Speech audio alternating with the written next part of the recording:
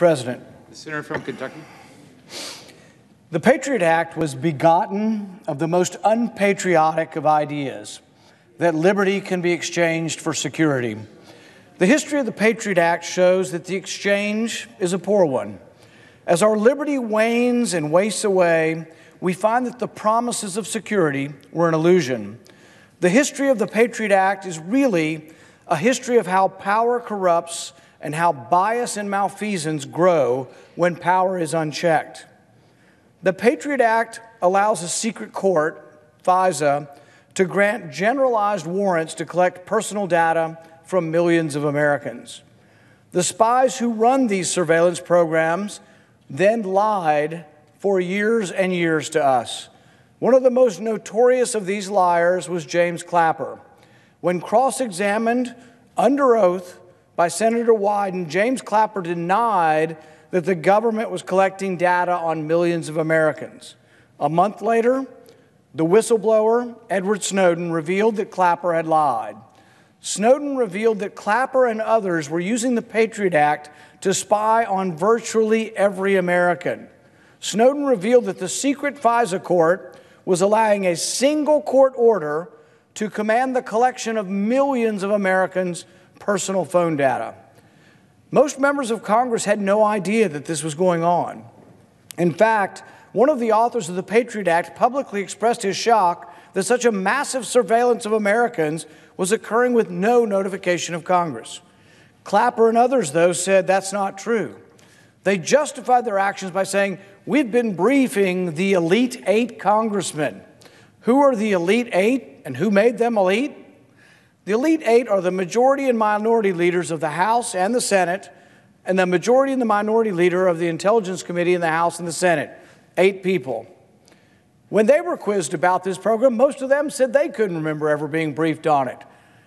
But the real constitutional question is, have we not changed and subverted the Constitution to make 8 people more important than the rest of us? So this is a program where they were collecting the data on everybody's phone calls, everybody in America, and you would think there would have to be a debate and approval by Congress, but they only take 8 people. And those 8 people seem to be confused that they had approved the program as well. The idea that a single court order can allow the collection of personal data from millions of people is antithetical to the intentions of the Fourth Amendment. The Fourth Amendment dictates that the government must identify an individual and the items and the location to be searched. The Fourth Amendment was intended to forbid general warrants or writs of assistance that historically monarchs had used indiscriminately to collect vast amounts of either belongings or possessions of individuals. The Fourth Amendment was written to prevent that from happening. The Patriot Act essentially allows for generalized warrants and the bulk collection of personal data.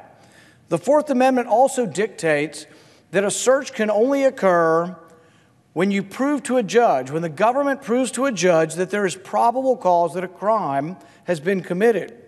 However, under the Patriot Act, they have lowered the standard. So there's the constitutional standard, the Fourth Amendment, but under the Patriot Act, the standard now becomes if it is relevant to an investigation. So that's a much looser, broader standard, and it's not a constitutional standard. So the question is, through these special secret courts and through the Patriot Act, can we allow things that the Constitution actually prevents? What we've done is eroded protections for Americans. And so some of us have said the Constitution should still apply to Americans. If you want to look at the data of foreigners or spy on foreign countries or potential terrorists, by all means do it, but Americans still should be protected by the Constitution. The Patriot Act doesn't provide this protection and allows anybody to be investigated if the government can prove that it's relevant to an investigation.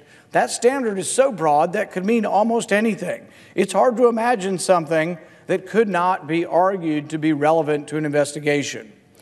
To those of us that prize the rights guaranteed in the Bill of Rights, the Patriot Act is a violation of our most precious rights. The Patriot Act in the end is not patriotic.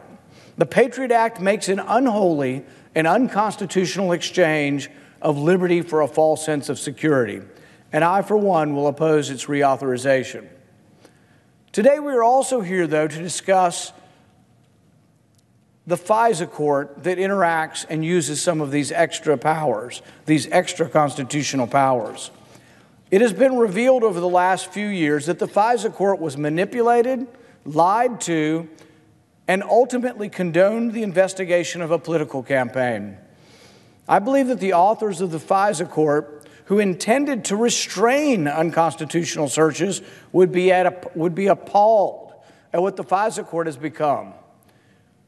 They would be appalled that this secret court intended to be used to investigate foreign spies and terrorists was turned into a powerful and invasive force to infiltrate and disrupt the political process. It should not matter whether you're a Democrat or a Republican or a Libertarian. We should all be appalled at this abuse of power. The question is, how do we fix it? To my mind, there are two approaches. Number one, we could try to make the FISA court less bad by adding procedural hurdles to make it more like a constitutional court. Or number two, admit that the FISA court cannot be made constitutional.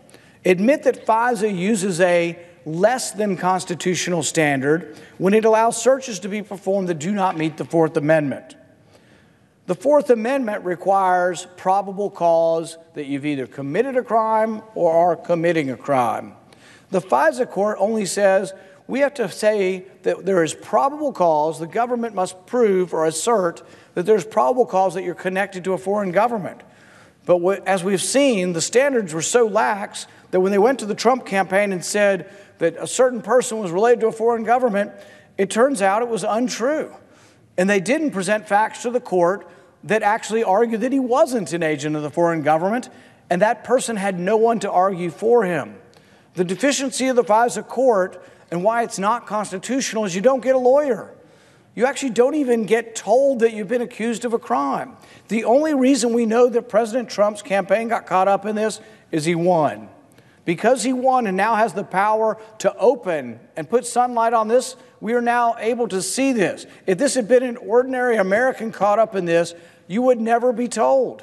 You would never get a lawyer, and you would have been brought before this investigative body and allowed to search vast amounts of your private information without probable cause. That is not constitutional, and I don't think we can make it constitutional.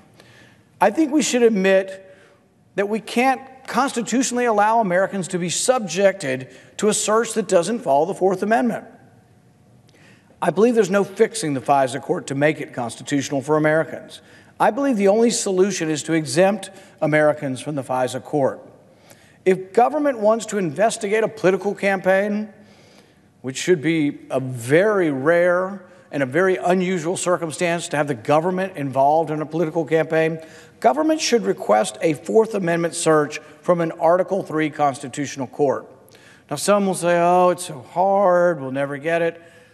Guess what? Even constitutional warrants are mostly granted. The vast majority of them are granted, but guess what? A judge will be a little reticent to get involved in the political process because they know how heated it is and how important it is to our republic. But that's the way you should investigate a campaign if you're going to. Opponents of doing the tried and trusted constitutional way will argue that it takes too long, it's too hard. But guess what? The Constitution was meant to be an onerous standard. The Constitution was meant to be rigorous. Our founding fathers understood that justice cannot be achieved in secret courts that don't notify the accused, nor let the accused have legal representation. You can't find justice where there is no adversarial process, where you don't get a lawyer. I think it's high time we quit letting fear overrun our constitutional duty. So today I offer an amendment that restores the Constitution for all Americans and forbids the secret FISA court from ever again meddling in our political process. Mr. President, I call up my amendment 1586 and ask that it be reported by number. The clerk will report.